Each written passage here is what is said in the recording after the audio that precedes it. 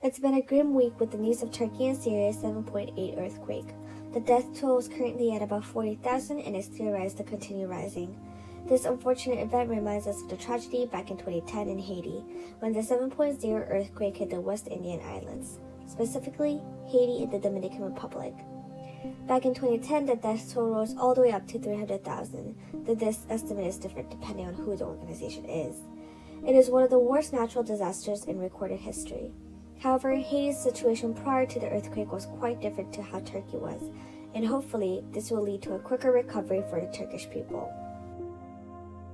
Haiti is one of the poorest countries in the world, and they were for a very long time, even before the earthquake in 2010. It just got worse after it. And the unfortunate circumstances continue today. So why is it that Haiti continues to suffer? The biggest reason may lie on the colonization by France. Haiti was an island occupied by the native Taino people. Please excuse all my mispronunciation. Until the Spanish came and killed most of them by disease and abuse for labor. Because Spain needed more people to work the land, they brought over Africans and used them as slaves. This is why the majority of Haitians today are Africans or Africans mixed with the natives. Later, the French came and colonized the left half of the island. The French abused the slaves for sugarcane and coffee so much that the average life expectancy for the slaves was 15 years. 15! In fact, the sugarcane from Haiti is said to have been 1/4 of France's economy and the reason why France has its iconic Eiffel Tower. It can be said that it's made out of Haitians' blood, sweat, and tears.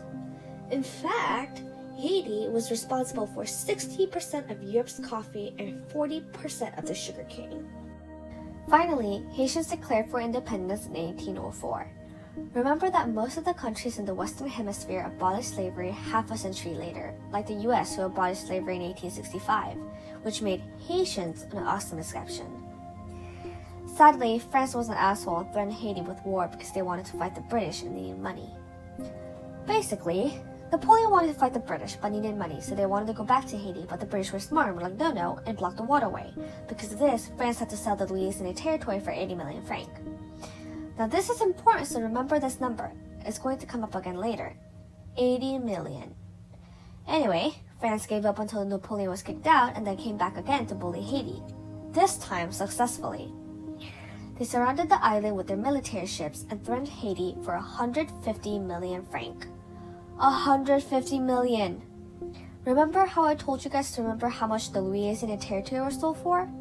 Yeah, they sold that territory for 80 million and asked Haiti for 150 million.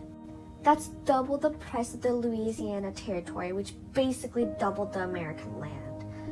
And Haiti, being threatened, agreed to that contract.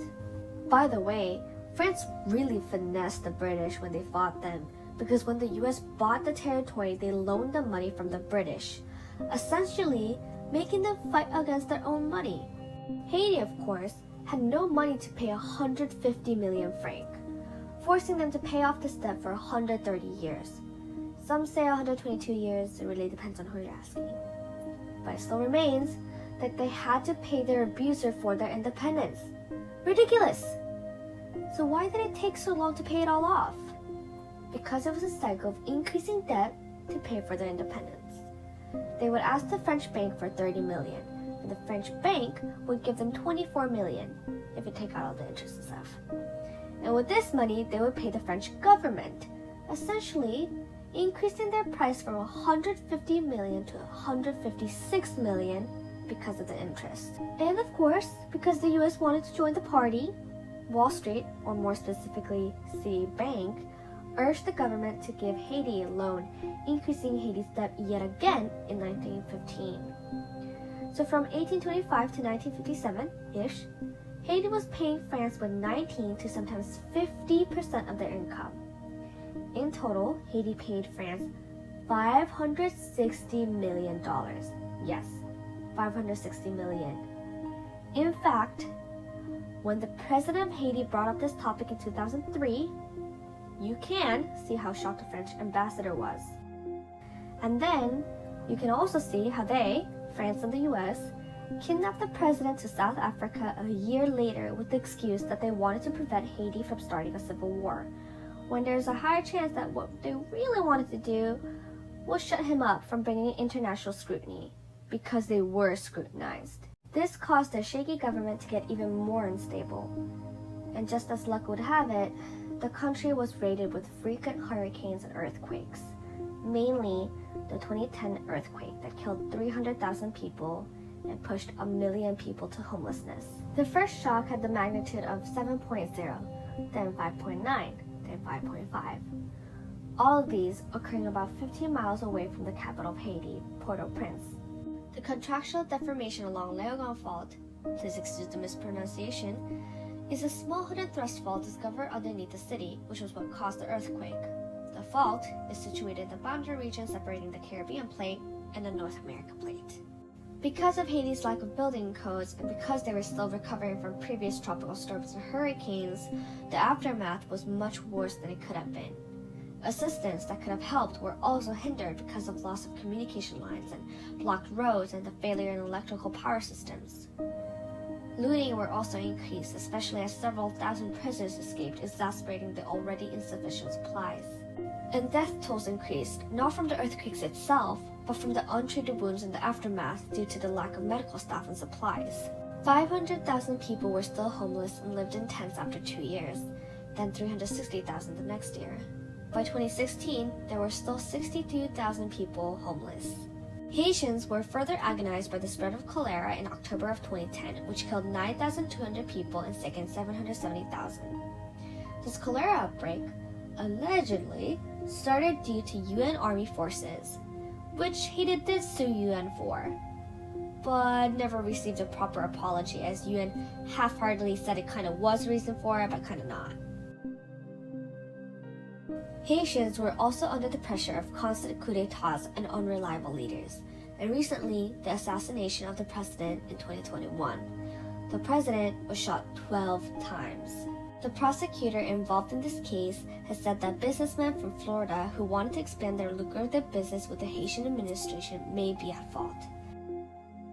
As of today, there are 4 arrests by the federal agents, with several of them implicated to be Americans. There has also been official records saying that some of them have met with the FBI to discuss the changing of the regime. FBI did state that they rejected the idea, as Haiti had to solve its own political problems. With the death of the president, gangs have stepped in and taken power, wreaking havoc on the island, increasing the already chaotic gang violence. Currently, Haiti is in an almost anarchist state with no head of state, no functioning parliament, and about 95 different gangs in the capital alone. One of them have announced its goal for a revolution. In December of 2022, it was estimated that 60% of the capital were part of a gang's territory and that it will continue to grow. Gangs have attacked communities, politicians, journalists, and especially the children with extreme violence. Kidnapping, trafficking, raping, killing, and looting are just a tiny part of their violence. In fact, a case of gang members breaking into an orphanage and raping 2 girls the age of 13 and 14 and a 20-year-old woman have been reported. This incident alone has affected 36 girls and boys. In fact, many schools were forced to close as gangs attacked schools by kidnapping school staff, burning school buildings, killing students, and more. An increase in stories like this, with the return of cholera outbreak and the starvation of nearly half the Haitian population, is a big reason why a huge percentage of Haiti citizens are being forcibly displaced. It can't be generalized that all the hardships that Haitians are currently going through are due to France and colonization, as their corrupt leaders and unstable leaderships undoubtedly influence their current state. However, the havoc that France has left in Haiti cannot be ignored. The difference between Haiti and its neighbor, the Dominican Republic, is easily distinguishable, even though they were similarly colonized. The Dominican Republic also suffered under Spain. However, Spain was much more systematic in their land use and were much more interested in the gold that South America had than the sugarcane that the island could provide. Perhaps, if France had left them alone after independence, Haiti, the first country with the courage to declare independence from their colonizer in Latin America, would have looked totally different and prospered.